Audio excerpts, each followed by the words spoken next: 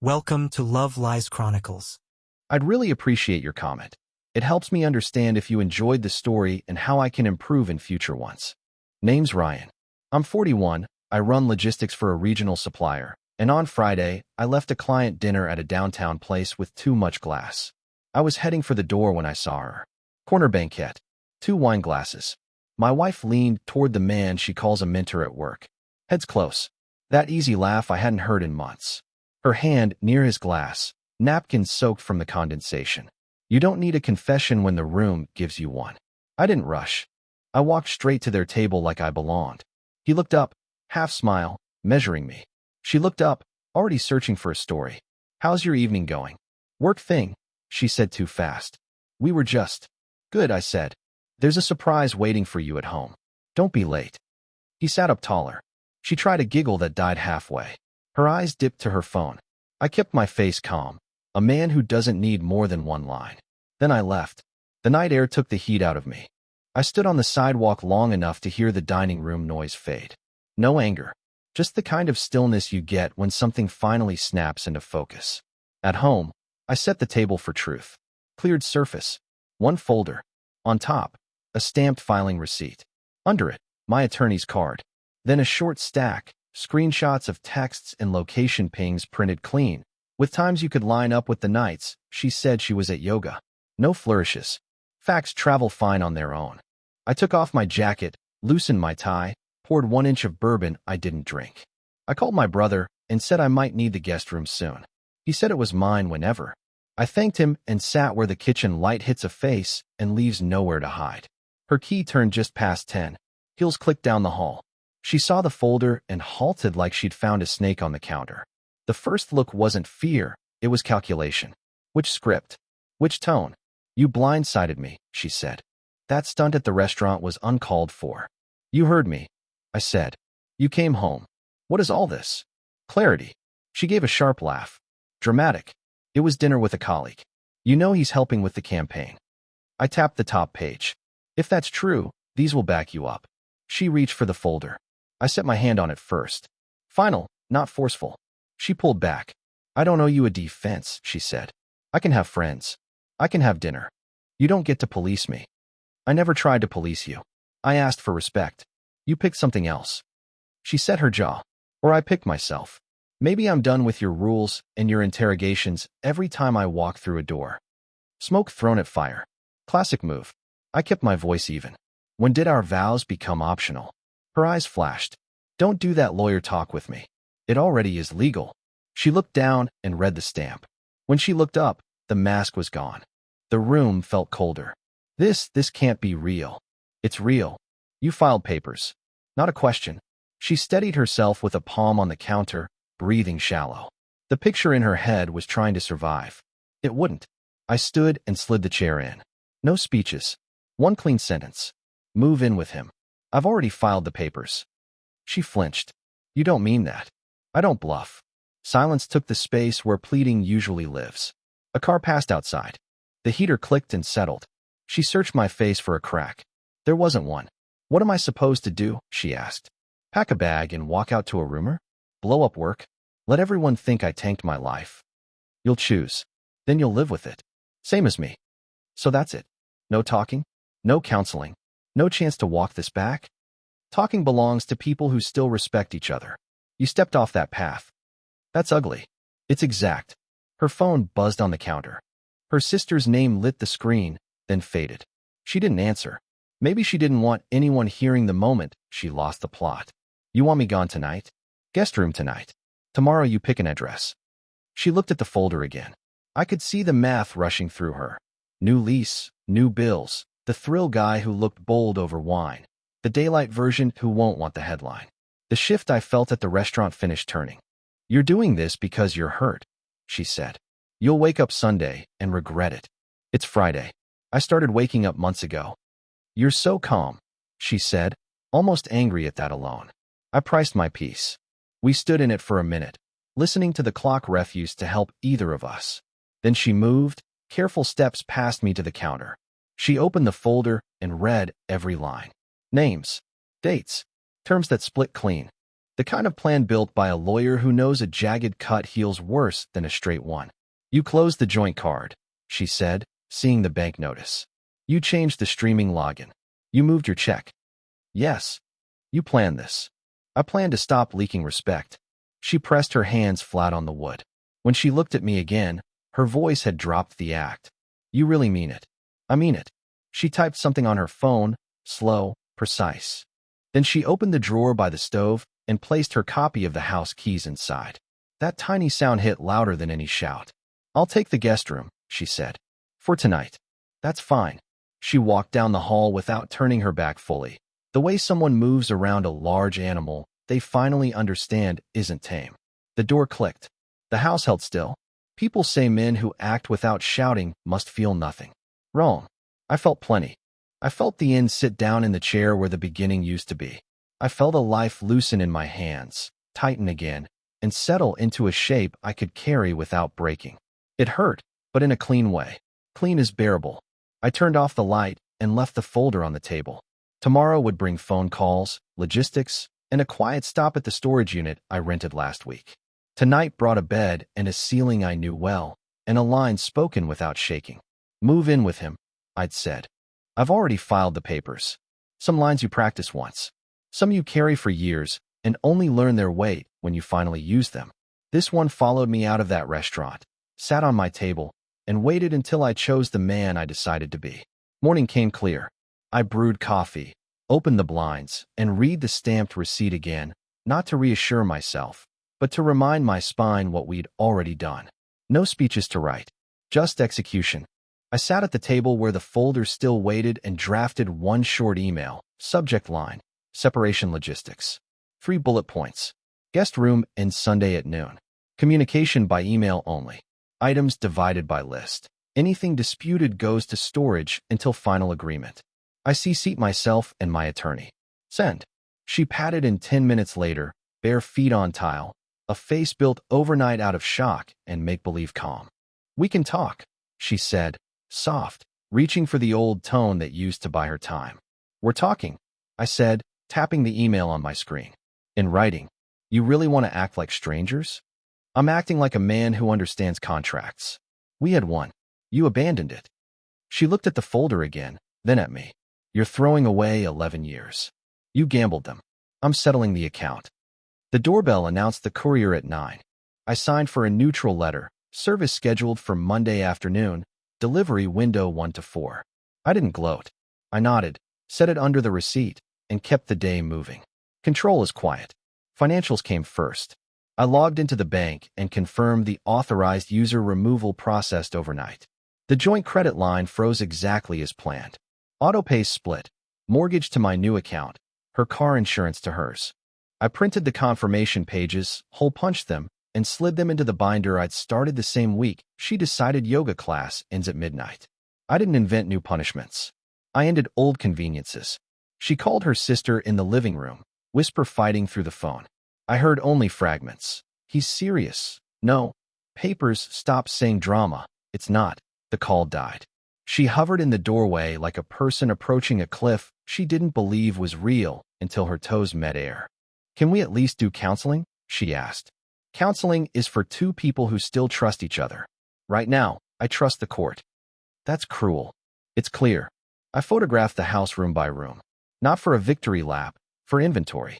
I set a small tripod on the dresser and narrated each drawer once, steady voice, timestamp and frame. Her jewelry case closed. My cufflinks counted. TV model numbers, serials, the basic items couples always pretend are beneath them to label until they realize a blender can trigger a 2-hour argument. 2 copies of the video went to the cloud. 1 flash drive went into my pocket. At noon I met my lawyer at his office. We reviewed the proposed split, 2 cars, 1 house, 2 retirement accounts, 0 kids, clean math. He drafted reciprocal non-disparagement and a line about third parties. Neither of us drags co-workers into this. I initialed every page, asked 2 questions, and left with a to-do list. Change beneficiaries, update emergency contacts, forward mail to my brother's place for 30 days. He didn't need to pep talk me. Men who posture look for speeches. Men who decide ask where to sign. Back home, I set a plastic bin on the dining table, and labeled it her safe. Passport, spare phone charger, 2 weeks of prescriptions, the health insurance card I still pay for. Not revenge, boundaries. I'm not the villain in her future story, and I'm not her cushion either. She saw the bin and blinked like I'd spoken a language she used to know. "You're really doing the lists," she said. "You always teased me for lists. I teased you for pretending lists were control. They're clarity." She tried a different angle at dinner time. Made spaghetti, set 2 plates, even grated cheese, the kind of domestic peace-offering people use when words fail. I ate. I said thank you. I washed my dish. She waited for me to meet her at the soft place she'd prepared. I didn't. I picked up the binder and continued my work. At 8, I messaged HR. Not a complaint. A disclosure. Separation underway. No impact on travel. Emergency contact changed. I included 0 gossip and 1 clear ask. If her company inquired, route them to my counsel. I wasn't going to let a rumor become a risk at my job. Her phone lit up on the counter. The mentor's name scrolled across, then disappeared. A second later, an unknown number. She stepped into the hall to answer. Came back with a face carefully blank. The glow from last night had drained out of the fantasy. Daylight costs more than wine. Sunday I packed exactly 3 boxes. Gym gear, work files, essentials. Not because I was running, because I move fast when I move. I loaded them into my truck and drove to my brother's, dropped them in his spare room, and left the key on his counter with a note. If the court granted me exclusive use of the house, I'd stay. If not, I'd live fine anywhere I could hear myself think. Back at the house, she had a new tactic prepared: nostalgia. Photo albums out, honeymoon video queued. She hit play without asking. We watched a younger pair on a beach pretending the future would be kind just because they were kind to each other. None of that was fake, she said. We can get back there. Back there doesn't exist, I said. We live here. You're not even angry, she said. You're ice. I've been angry. Anger didn't fix anything. Systems do. She wiped her eyes with 2 fingers like she could smudge yesterday into today and call it compromise. So what now? Do I box my life because you printed screenshots? You box your life because you chose a different one. She slept in the guest room again. I slept hard for the first time in months. Monday, the process server texted me a polite update. Delivered at 2:17 p.m. She was at a cafe. Accepting service in public removed 1 theater from the list. She came home at 5 holding the envelope with both hands, as if it could be persuaded to evaporate. You had me served in public, she said. I had you served. Where you stood didn't matter. You humiliated me. You misread me. This isn't humiliation. It's conclusion. She dropped into a chair. What if I sign nothing? What if I drag this until you beg for peace? I already bought peace, I said, tapping the receipt. You're negotiating with a man who isn't for sale. She stared at the non-disparagement clause. So I can't even tell my side? You can tell the truth. You can't smear. And he? She stopped herself, closed her mouth, opened it again. He doesn't want to be involved. That sounds wise. She laughed once, a single broken sound. He said he didn't know it was this serious. Most men don't when it's free. I opened the calendar app and sent her 3 invites. Wednesday, pick up personal items with a witness. Friday, Zoom with attorneys. 2 weeks out, signing day. She read them and shook her head. Not no, but the kind of shake people give when they realize their old gravity field doesn't pull anymore. At work, I told my team, lead the travel schedule stays. I asked for nothing except my normal load. I hit the gym after on autopilot. The bar moved the same. The clock on the wall made the same slow rounds. My phone sat face down on the bench and didn't buzz. That quiet rang louder than any ringtone. By midweek, her messages changed flavors every 12 hours. Rage, bargaining, pity, then a new one I hadn't heard from her in years. Humility. I messed up. The binder stayed open on the table. My pen walked down columns, and the man I'd been under her fog took a seat and refused to move. Thursday night, we sat across from each other and discussed actual terms. I said she keeps her car, no debt shuffle. I take the house and refinance. She can retrieve furniture she bought before the marriage. I get the tools I bought with my father. Retirement accounts split by date, not by mood. We trade lists. We nod. Adults dividing the remains of a project they co-built, and she devalued. Why are you being fair? She asked, suspicion edged with hope. Because fairness isn't for you. I said. It's for me. Friday morning, I updated beneficiaries and passwords. I removed her as emergency contact and added my brother. I changed the Wi-Fi and logged out every shared app. I took my wedding ring off and placed it in a small wooden bowl by the door. No theatrics, just the correction of an old map. That afternoon, while my attorney emailed her counsel a final draft, I walked the house once more. Not to mourn, to check doors, windows, locks, and names on the bills. When I turned off the kitchen light, the folder on the table caught the last of the sun. A week earlier, I would have called all of this unthinkable. Now it was simply done. She came home as the light faded and stood in the threshold like she had to ask permission to enter the life she'd hollowed. "Are you really going to go through with every inch of this?" she said. "Yes. And there's nothing I can say that changes it. There are many things you can say. None alter the facts." "What if I'm sorry?" she whispered. "I hope you are. Carry it well." She nodded once, absorbing the new weather. Then she walked down the hall to the guest room that used to be an office, closed the door, and let the house be silent. Legal counterstrike isn't slamming a gavel. It's the opposite: steady hands, correct forms, small decisions made on time until the day arrives when a clerk stamps your name next to the word final, and you feel your lungs remember what air is for. Monday's service turned the temperature in the house down to 0. The envelope sat on the table for hours, then drifted from room to room in her hands, as if a different wall might say something kinder than the last. By evening, the cycles began. Anger first. "You ambushed me." Then logistics. "Where am I supposed to go on short notice?" Then sentiment. "We built a life." Every pass got quieter, not softer, quieter the way engines die when they run out of fuel. I kept to the rule I'd set. Email for decisions, silence for bait. Boundaries aren't mean. They're rails that keep trains from wrecking. Tuesday morning, a mutual friend texted me a fishing line. "Heard you two are taking space." True. I read it twice, answered once. "We're separating.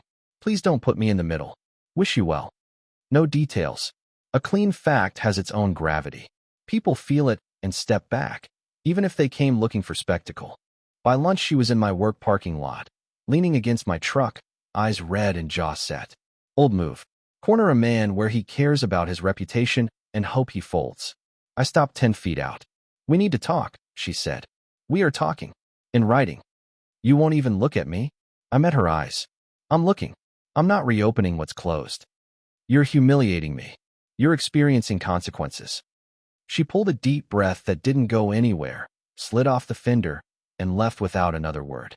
I watched her taillights shrink and felt nothing triumphant. That night, a new shape appeared, panic disguised as romance. She came into the kitchen in a dress that used to end fights before they started, perfume I bought the winter we almost moved to Denver. She folded herself around the doorway, chin low, eyes up. "We don't have to do the papers," she said. "We could start with tonight." "Touch follows trust," I said. "Trust is gone."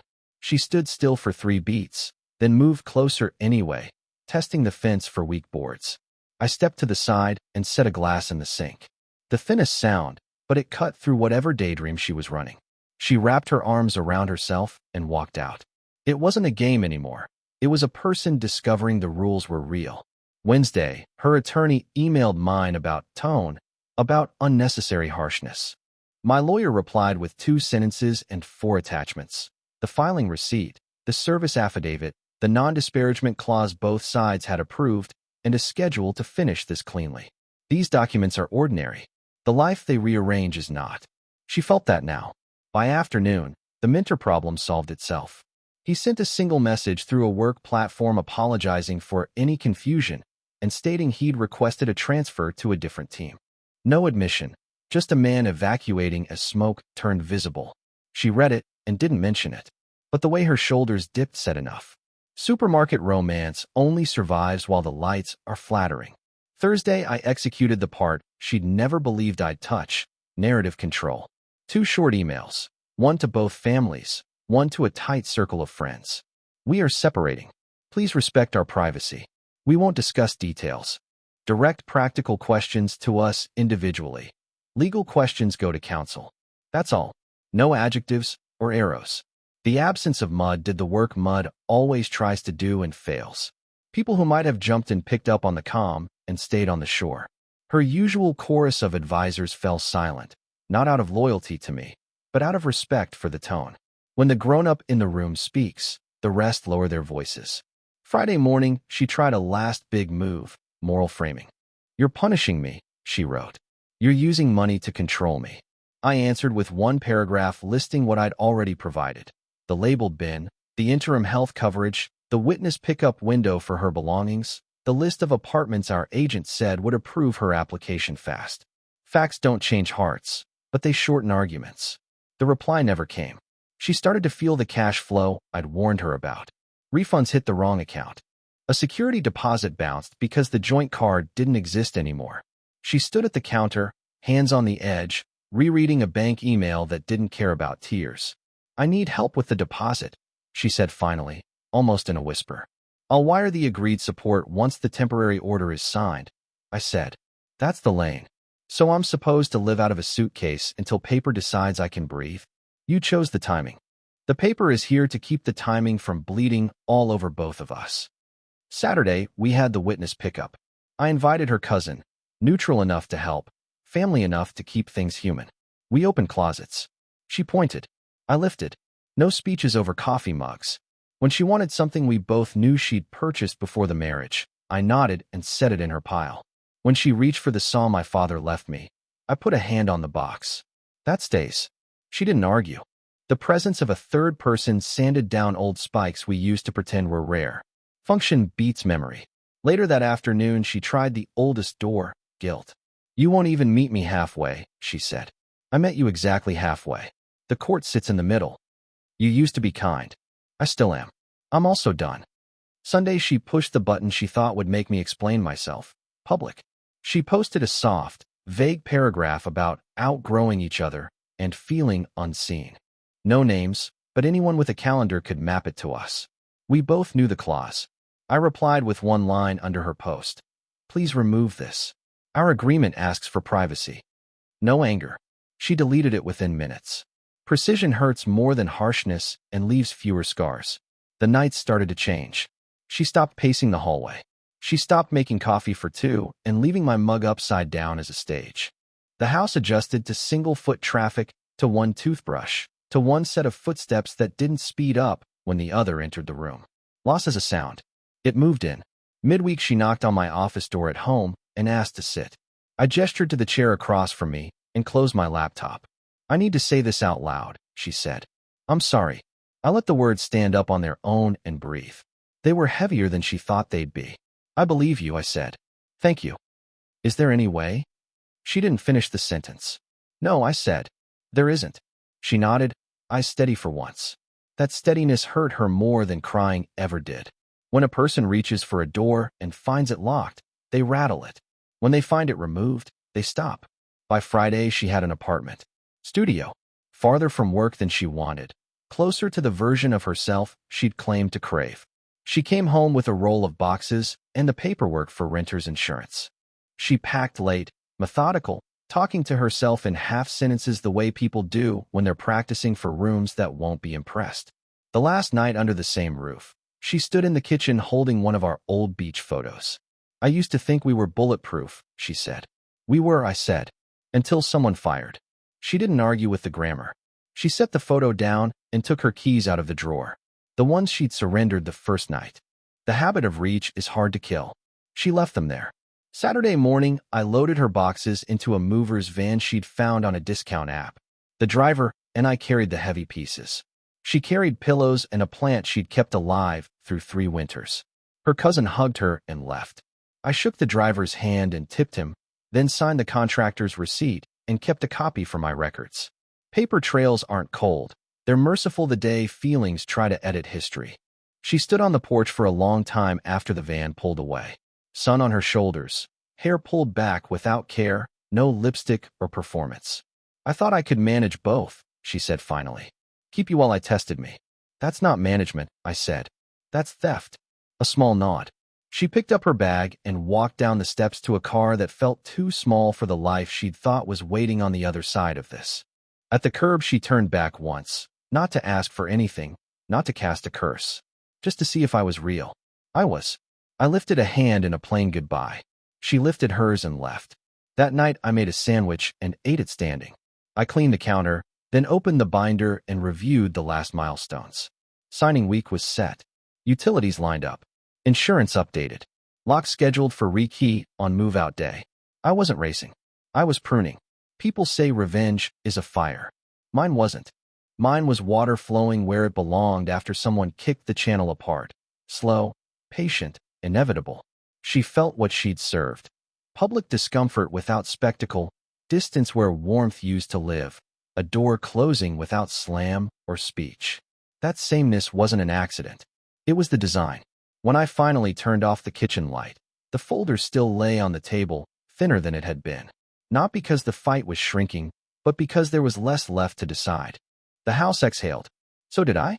The decree came on a Tuesday, mid-morning, email from my lawyer with a one-line subject. Final. I read the PDF in silence. Signatures, stamps, the dry language that ends something 1,000 conversations never could. I forwarded the document to myself, printed 2 copies, and slid one into the binder that had carried me through the storm. Then I put the binder away. It had done its job. We met once more, by her request, in a neutral conference room that smelled like carpet cleaner and old coffee. She arrived 5 minutes late, eyes steady, hands empty. No script.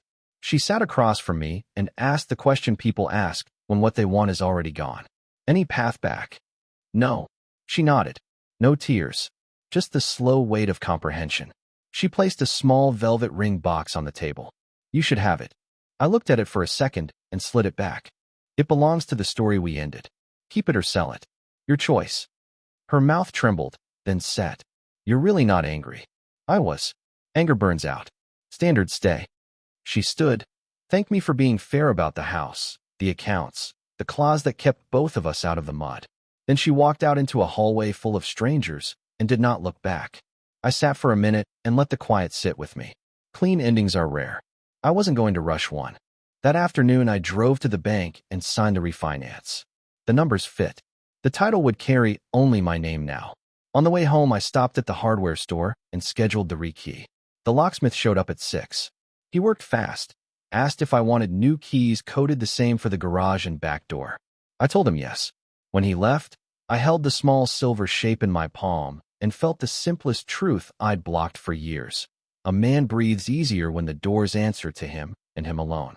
I walked the rooms and made small decisions that had waited too long. The guest room became an office again. The closet shed things that were placeholders for a life we didn't have anymore. I took the photo off the fridge and put it in a box marked archive. Not to erase it, to keep it honest. Memory deserves a clean shelf, not the power to steer. My father called that night. Come up Saturday, he said. We'll put lines in the water. So I did. Dawn on the lake, fog walking the surface, the old aluminum boat we patched together after his knees gave out. We didn't chatter. We watched the rod tips and let the quiet work. An hour in, he asked the question. You regret it? No. I regret what led to it. He nodded, reeled, set the rod, missed the strike, smiled anyway. You sound lighter. I am. I tested the drag with my thumb. I learned something I should have enforced earlier. What's that? Respect isn't negotiable. He grunted the way men do when the right words land heavy. We fished a while longer and went back in when the sun made liars of the morning. On the drive home, I felt the world sit straight in its chair. Back at the house, I started new routines. I lifted in the garage before work, ate at the table without my phone, answered only necessary messages. On Sundays, I drove to my brother's and cooked for his kids, then left early to finish laundry and read. I trimmed my circle, and it sharpened. The men who stayed didn't need an explanation. They saw the binder disappear and understood. People talk. Word got around without my help. A younger guy at work caught me in the break room one afternoon, eyes darting the way men look when they want help and fear it will sound weak. How did you know when to stop trying? The day she treated my commitment as a prop, I said. Your answer might look different. But when respect leaves, effort turns into charity. Charity doesn't fix rot. He stared at the floor tile and nodded. I didn't say more. Advice is lighter when it arrives without a sermon. 2 weeks after the decree, I saw her at the grocery store. No ring. New haircut. She looked thinner, or maybe just emptied of the scaffolding she'd built for herself. We stood in the same aisle and pretended to study different brands. She glanced up, managed a small smile, and said hello. I said hello back. No linger. We moved on. That was mercy for both of us. Her name drifted past me sometimes. A mutual friend mentioned she'd switched apartments. Another said she'd moved again, closer to the office, then added that she'd been quiet on social media. One evening I opened the box I'd labeled archive and flipped through the old pictures. I stopped at a shot from our early years. Two people on a cheap balcony with takeout cartons and big plans, eyes bright in a way that had nothing to do with cameras. I felt gratitude that I had once tried without calculation, and clarity that the trying ended where it should have. I put the picture back and closed the lid. There were small rebuilds I didn't expect. I started running again before sunrise, a loop that passes the old brick church and the bakery that opens too early for most people. The owner learned my name and would hand me a bag with a warm roll and say, "Good days to you, Ryan." Simple blessing, no theology. I took it. I replaced the mattress, bought a better coffee maker, fixed the drawer that used to stick because she'd shove it with her hip instead of finding the snag in the track. Tiny things, but they added up to a house that stopped arguing with me. The first Saturday, I slept through the night without waking to listen for a car in the driveway. I woke laughing. Not loud, just the quiet kind that sits in the chest and says, "You made it out." She texted once, months later. "Hope you're well." I read it and set the phone down. No reply. That wasn't cruelty. It was alignment. Our chapter ended clean. Opening a window only invites weather. I kept one promise to myself. No new vows until I could stand alone and enjoy the standing. I built a life that didn't revolve around a ring or a wreck. Work, family, a garage rack, and a bar that moves smoother every week. Meals I cook because they taste good, not to prove I'm trying. Bedtimes that belong to peace. On the first night the air turned cold, I sat on the back steps with a sweater and a glass of water and listened to the neighborhood settle. Somewhere a kid laughed. A dog barked once. Then the kind of quiet I used to hear and mistake for emptiness laid a hand on my shoulder and made its case. Solitude isn't punishment. It's proof you can carry your own weight. I stood, locked the back door, and checked the front. The new key turned clean. The house clicked once and went still. I said the thing out loud, to the room and to whatever future might walk through it one day. Respect is not negotiable. Then I turned off the light and slept like a man who finally believes himself. Dear listeners, please share your thoughts in the comments, and do not forget to like, share, and subscribe to the channel.